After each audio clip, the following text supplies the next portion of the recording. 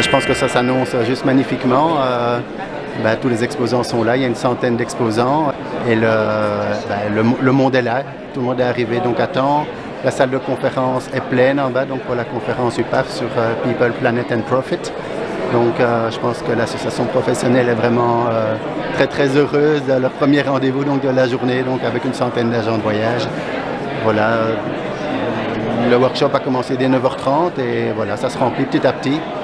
Et ça s'annonce super bien parce que pour le lunch, il y a plus de 250 personnes qui sont à table, qui ont réservé. Pas de no-show pour l'instant, donc c'est juste merveilleux. Et pour la soirée, il y a plus de 290 personnes qui sont inscrites pour la soirée, pour le quiz musical, et il y aura vraiment une ambiance d'enfer. La bonne nouvelle, c'est que nos 14 bateaux ont repris la mer, donc tous sont en exploitation après quand même 1 an et demi de grosses difficultés de bateaux à l'arrêt. Et donc la flotte a repris son rythme de croisière, si on peut dire comme ça, avec notre nouveau bébé qui est le commandant Charcot, qui est notre bateau d'expédition polaire qui peut aller absolument partout. C'est ça la science participative d'ailleurs, qui montre l'obligation pour venir à bord, les scientifiques doivent accepter d'expliquer à nos passagers ce qu'ils font. Et ça c'est super important. Et sinon au niveau respect de l'environnement, évidemment, les bateaux sont tous équipés maintenant de convertisseurs, ce qui permet de prendre l'énergie sur le quai et de ne plus devoir faire tourner les machines à l'arrêt. Les pots catalytiques qui permettent de réduire les émissions d'azote, le carburant très propre qui permet de réduire énormément les émissions de soufre. Donc c'est la volonté de Ponant de se positionner vraiment comme un précurseur, je vais dire, de la croisière responsable, si on peut utiliser cette expression-là. Voilà. Alors en fait l'aéroport de Charleroi propose différents services au sein même du terminal et notamment pour vos passagers, vous pouvez proposer tout ce qui est lounge, fast track. On a également des packages avec le parking puisque les parkings sont gérés par l'aéroport. On peut faire tout un package et le lounge c'est un espace privatif pour les clients qui permet à ces clients de se restaurer, de boire un petit verre, de prendre une petite pause, de se connecter sur le Wi-Fi pour pouvoir travailler un peu avant de prendre le vol. Ce sont des services assez, méconnus des clients, des agents de voyage. Donc on voudrait mettre en avant, n'hésitez pas à les proposer, c'est super intéressant et je peux être votre point de contact pour tout renseigner. Merci. Bon, on est bien reparti après donc la crise de Covid. Il y a beaucoup de demandes. Il y a des destinations qui marchent mieux que des autres. Je crois que la tendance un peu que les gens préfèrent voyager avec des vols directs pour joindre les différentes destinations. Aussi, les gens, je crois, que préfèrent voyager dans un périmètre pas encore trop loin. Il y a des exceptions, évidemment, donc c'est pas vraiment la règle. L'Égypte marche très bien, la Jordanie aussi, donc puisque c'est un tout petit peu Oman, les Émirats, le Maroc, cette région-là marche très bien, le bassin méditerranéen. Et puis il y a le Japon, beaucoup de demandes parce que le Japon a été fermé depuis le mois de mars 2020. Ça vient d'ouvrir maintenant ses portes depuis 3 semaines ou quelque chose comme ça. Donc on voit qu'il y a vraiment un intérêt pour cette destination aussi. Et puis un tout petit peu partout, donc un peu de l'Europe, la Slovénie, l'Ouzbékistan par exemple, qui a vraiment un intérêt. Les gens, c'est des villes quand même un peu extraordinaires, quoi, des noms qui font rêver, quoi. Bon, donc c'est un tout petit peu par-ci, par-là. On voit alors qu'il y a surtout les associations culturelles qui avaient vraiment l'habitude de voyager, qui ont posposé des voyages qui étaient programmés. Là, ils reviennent alors donc en premier lieu pour réaliser des choses qu'ils étaient déjà un peu dans le deep freezer, quoi. Parallèlement à ça, je vais quand même souligner que les prix deviennent quand même de plus en plus chers. Un tout petit peu dans toutes les destinations. tous nos agents locaux, les compagnies aériennes, le food, bon, si c'est cher en Belgique, c'est cher un tout petit peu partout. Et je pense que dans ce cas-là, la programmation pour l'été va être un tout petit peu en retard parce que beaucoup de pays ne parviennent pas encore à donner des prix fermes et définitifs. Tout le monde attend un tout petit peu parce qu'on ne sait pas vraiment et c'est ça un peu le petit brouillard, quoi. Voilà. Pardon. Donc, compagnie française de croisière, donc on existe depuis cet été, donc on a acheté notre navire justement cet été. C'est un ancien bateau de Land America qui était l'ancien Maasdam qu'on a acheté cet été et qui est actuellement en rénovation. On a voulu ce bateau et pas un autre parce qu'il avait déjà été rénové par Land America en 2018, notamment sur différentes normes écologiques. Par rapport au respect de l'environnement, les créations de scrubbers pour laver les fumées, le branchage à quai, un certain fuel utilisé, donc on veut être respectueux au niveau de l'environnement. Le point fort de une compagnie française, on est propre armateur, on est immatriculé à Marseille et on est pavillon français RIF. Et ça c'est une première depuis 1984 et la dernière fois c'était le Mermoz en 1984. On est sur un marché premium. Au niveau de qualité, de prestation derrière, surtout en termes de gastronomie. Et ça c'est un des points, c'est ce que les passagers attendent, surtout justement au niveau de la croisière, c'est avant tout une excellente restauration avec un restaurant buffet, un restaurant Vatel, donc avec 2 services le soir, et également aussi 3 restaurants à la carte, le restaurant asiatique, le restaurant de viande et un restaurant, la table du chef, semi-gastro. Notre point positif, et c'est ce qui va plaire justement à nos chers amis wallons et de Bruxelles, c'est 100% francophone. J'insiste vraiment sur ce point-là, c'est 100% francophone, et c'est un des points justement où les gens nous comparent beaucoup avec Croisière de France, et ça va être surtout ce point-là qu'on va avoir en commun, parce qu'on est vraiment au-dessus de Croisière de France en termes de prestations. Très haut niveau de gastronomie, on sera plutôt sur une clientèle adulte, à 90% de l'année on sera plutôt sur une clientèle justement adulte, et on acceptera sur cette date, à partir du moment où il y aura ce pictogramme-là, le pictogramme des 7 familles, et sur ces 7 familles, on accueillera justement les enfants, les bébés, mais il y aura un mini-club aussi, surtout à partir de 3 ans. Pour les gens qui partent seuls, parce que dans la clientèle adulte, il y a des gens qui sont seuls, par choix ou par aléa de la vie malheureusement. Et comme ils savent nous dire bien à chaque fois en l'agence, c'est souvent double peine. Donc on les a entendus et c'est pour ça que nous, sur les 100 premières cabines par date de départ, il n'y aura pas de supplément single chez nous. J'insiste sur ce point-là. Au-delà de ces 100 cabines, ça sera un supplément environ de 35%, mais qui reste tout à fait raisonnable de ce qu'on peut retrouver en général sur le marché de la croisière. On est sur un petit navire qui fait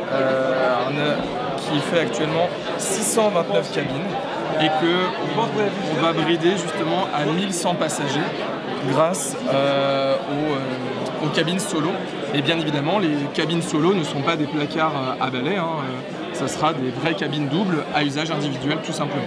En termes d'itinéraire, on part seulement de France, donc du Havre ou de Marseille, et on va être principalement donc, sur le Havre, principalement sur l'Europe du Nord, donc on va monter jusqu'en Allemagne, jusque sur la mer Baltique, jusqu'aux aurores boréales au mois de février pour la croisière inaugurale, et également sur le soleil de minuit justement pendant le mois de juillet, mais on aura aussi l'Islande, le Royaume-Uni, l'Irlande et bien sûr les îles anglo-normandes, et on descend sur Jersey, sur les Canaries également aussi pour les départs du Havre et les départs de Marseille. Donc sur la Méditerranée, on va avoir des mini-croisières sur les Baléares, sur la Corse et la Sardaigne, on aura également les Cyclades aussi, la Grèce continentale et la Turquie avec des longues escales, j'insiste vraiment sur ça, on a une moyenne d'escale d'environ 13 heures et par exemple en Turquie on aura une escale de 40 heures.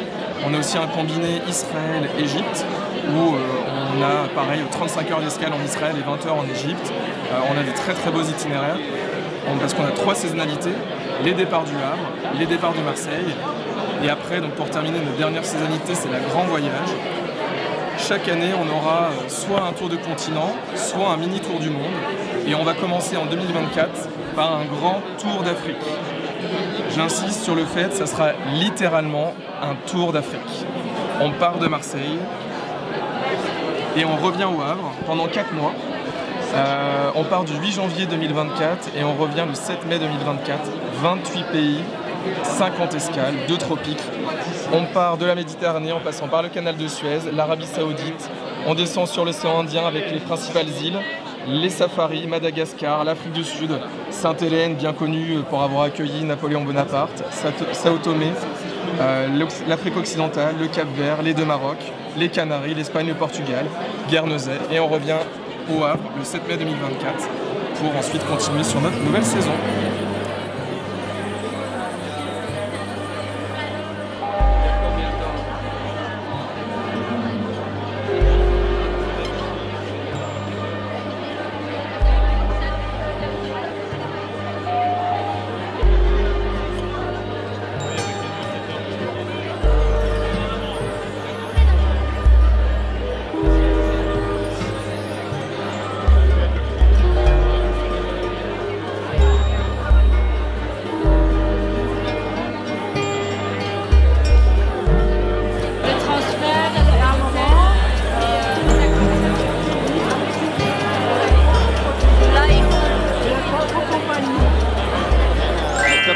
Lunch ce midi, donc il était complet. Donc on est vraiment heureux et en plus on voit donc tous ces exposants qui sont là. C'est vraiment donc miraculeux. On est vraiment sorti du Covid là, je pense.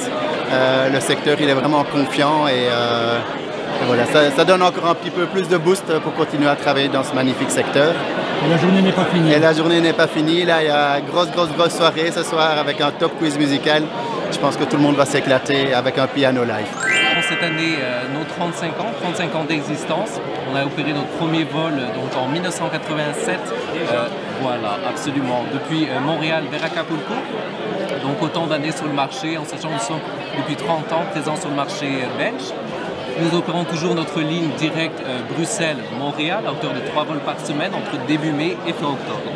Et simultanément, nous avons nos vols depuis Amsterdam, donc vers Montréal et Toronto, ainsi que depuis Paris, vers Montréal, Toronto et Québec. Québec qui est également actif toute l'année en complément de notre vol vers Montréal. Voilà.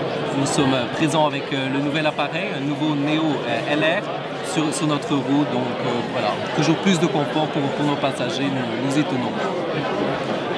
Magnifique, voilà. Ça se passe très bien, on est très content du salon. On a vraiment eu un salon très positif, beaucoup de contacts, beaucoup d'échanges, beaucoup de rencontres, de personnes qu'on n'avait plus vues depuis assez longtemps, puis des nouvelles personnes. Dans les exposants, il y a de tout, il y a des tour operateurs, il y a des offices de tourisme, des compagnies aériennes, donc vraiment très riche. Enfin, le marché est très bon. On a fait des chiffres supérieurs à 2019. Donc nous avons lancé évidemment beaucoup de nouvelles destinations. On vient de sortir une nouvelle brochure sur Tahiti et ses îles. On avait sorti le monde et ses plages avec tous les endroits paradisiaques. Et notre brochure circuit habituel va sortir dans quelques mois. On attend un petit peu de voir parce que tout ce qui est circuit est encore un petit peu dur à redémarrer. Donc on attend pour la sortir, mais voilà.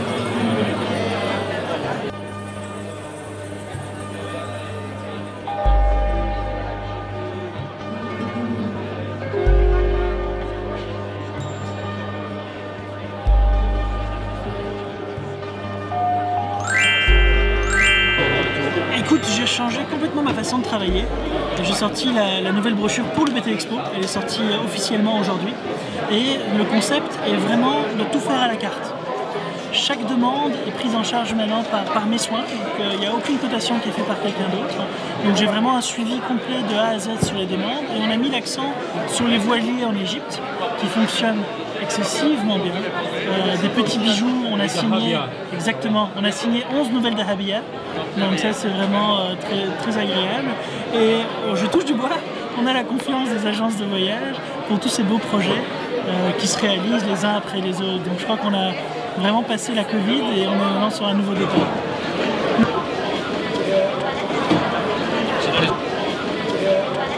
On a maintenant une forte demande pour l'Égypte, la Jordanie. Malheureusement, l'Iran est en baisse pour l'instant, mais ça reste une très belle destination.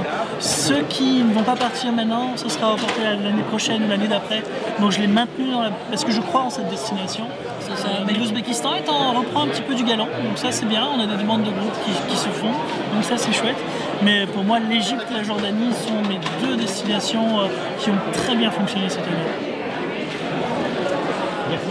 Donc en fait l'intérêt était justement parce qu'il y avait de nouveau pas mal de nouveautés qu'on pouvait découvrir aussi, pour voir aussi qui peut être intéressant aussi pour le marché luxembourgeois. Parce qu'au Luxembourg, on vend quand même énormément de tour opérateurs aussi étrangers, comme tour opérateurs allemands, français, belges. Et donc c'est toujours intéressant quand on peut venir si près aussi pour voir des nouveaux produits des niches aussi. C'est très important aussi d'avoir des produits des niches et de se distinguer un peu plus d'autres réseaux d'agences de voyage. On a au total à peu près 50 clubs présents partout sur le territoire. On est présent sur l'été, sur l'hiver. Et concernant l'hiver, on a 15 destinations au pied des pistes, dans les plus grands domaines skiables, que ce soit au Menuire, aux Trois-Vallées, sur Avoria, sur les Arcs également. Donc voilà, après on a un peu tout type de clubs. On a 3 nouveaux clubs qui ouvrent en all-inclusive, qui sont Tinval Claret, Avoria et Arc 1800. C'est vraiment notre grosse nouveauté de l'année. Ensuite, on a la majorité de nos clubs qui sont en demi-pension avec option pension complète pour tous qui sont disponibles également. Ainsi que 4 clubs qui sont ouverts en formule hôtelière, à savoir un ménage quotidien, une prestation vraiment hôtelière avec une animation plus type hôtel que club, etc. Donc il y en a pour tous les goûts. Les clubs enfants sont inclus de 3 ans à 17 ans sur tous nos clubs, ainsi que parfois même à partir de 3 mois, avec des clubs poussins sur certains de nos sites. Tout est inclus, les animations, les prestations. Ça se passe super bien. Écoute, on vient de recevoir les derniers chiffres et quand on compare à 2019, on est quasi au même niveau de 2019. Donc voilà, on est bien content. Voilà, on est bien content que c'est passé, c'est derrière nous. 2023 se présente super bien et donc on a encore des choses à faire sur 2022 bien sûr. Il y a encore des places à remplir, des cabines à remplir. Mais je dois dire que pour l'instant, voilà, on se porte bien. Cette nouvelle destination sur l'Afrique commence finalement à prendre vraiment de l'ampleur. Il y a de l'intérêt, beaucoup d'intérêt sur une destination qui est finalement pas notre habitude, je veux dire, en fluvial, mais c'est un circuit croisière et ça fonctionne de plus en plus. Voilà, ça se vend bien. On va organiser un tout grand événement, je veux dire, médical. Une conférence médicale en fin d'année 2023 sur l'Afrique, où on a 8 départs consécutifs, et donc on peut être le plus heureux que pour l'instant. Donc voilà, c'est génial, ça se passe super bien. Merci à toi.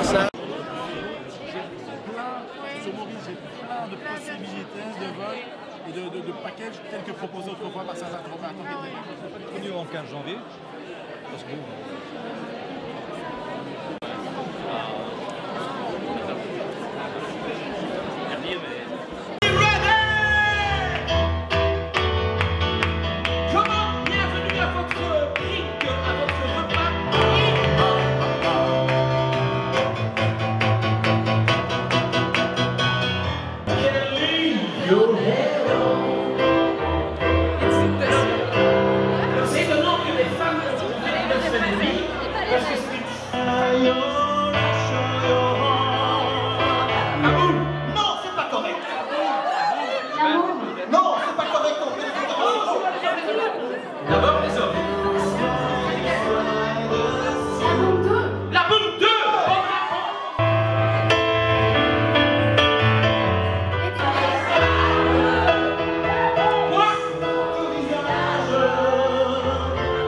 Yes.